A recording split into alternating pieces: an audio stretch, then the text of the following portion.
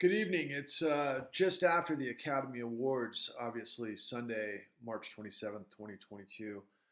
And I think if you haven't seen it by now, most of the world will see it at some point. It's going to create an incredible viral controversy. And what I'm talking about is Will Smith getting up and basically walking on stage and slapping the crap out of Chris Rock because apparently Chris Rock was dissing on Will Smith's wife, Jada Pinkett, for being bald, and there's some other things that are involved with that, as probably many of you know more than I do.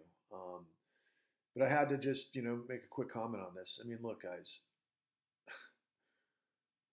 I've got mixed emotions about that. I mean, obviously, it's clear that anybody else does something like that, they would have got arrested and hauled out of the theater in a nanosecond for assault. But it's Will Smith, and Will Smith is about as A-list as it gets, and it's definitely a lesson in power to a degree.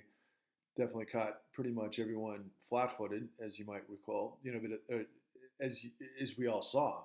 But I mean, just think of what's happening behind the scenes. And there's going to be a lot of controversy. I mean, there's going to be a lot of people that are like, well, Will Smith was justified, and I'm glad he did it. And, many others are going to be horrified because of what happened. But regardless of how you look at that, I mean, I have been really somewhat emotional. And, some people might even think unhinged on some of these videos that I've been truth bombing the con on the largest criminal conspiracy and cover up in history that not only disrespected millions of people, but literally destroyed tens of millions of people, leading to cataclysmic, situations like suicide and divorce and homelessness and destroying the nuclear family and everything else that came with it. And what it is all about is, I call it corruption, but it's a 4 decades long march that basically destroyed and gutted everything that we think we are,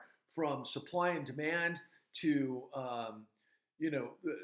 no man being above the law and so much more. And I mean, and I bring you guys details every single freaking moment that I can, but I don't know if anything summarizes as sort of like what the fuck than Will Smith getting on stage for literally everyone who's going to say, well, you know what?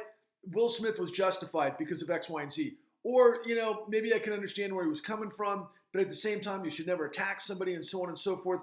But we're literally on the verge of World War III because of freaking corruption that destroyed the American dream, that destroyed the integrity of law, that destroyed the government of the United States of, by, and for the people so we could serve at the freaking feet and lick the toes of corruption. Now, I have not been promulgating a bloody revolution because I don't necessarily want to die.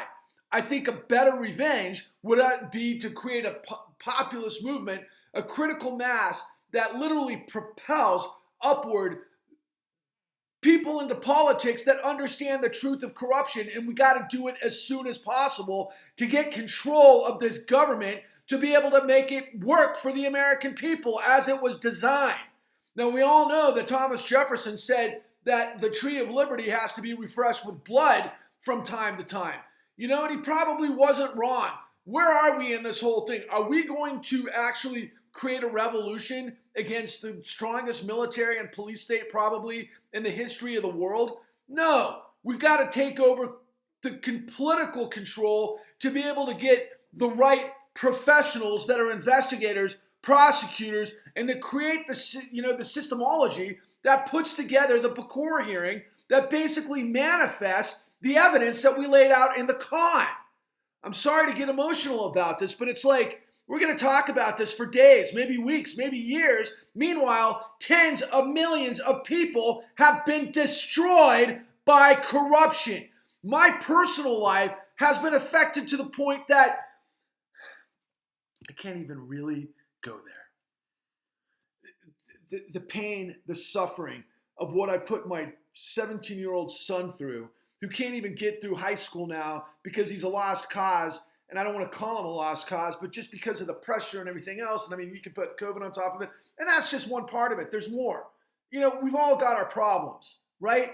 we're all disrespected in some way. But we're supposed to act appropriately within the confines of the law. But yet, you know what? The law is for us, not for those above the law. And I'm not trying to say that Will Smith is above the law, even though you can, fill in your own blanks. I love Will Smith, but I thought that was unhinged at the same time. It was weird, but I'm going a different way. Do I think what Will Smith did was justified? Absolutely not. You don't walk up on stage and slap the presenter of the Academy Awards, given all of the other. I mean, it's just ridiculous. It's ridiculous. You don't do that. But at the same time, it's like, boy, does it not put into perspective what I'm talking about?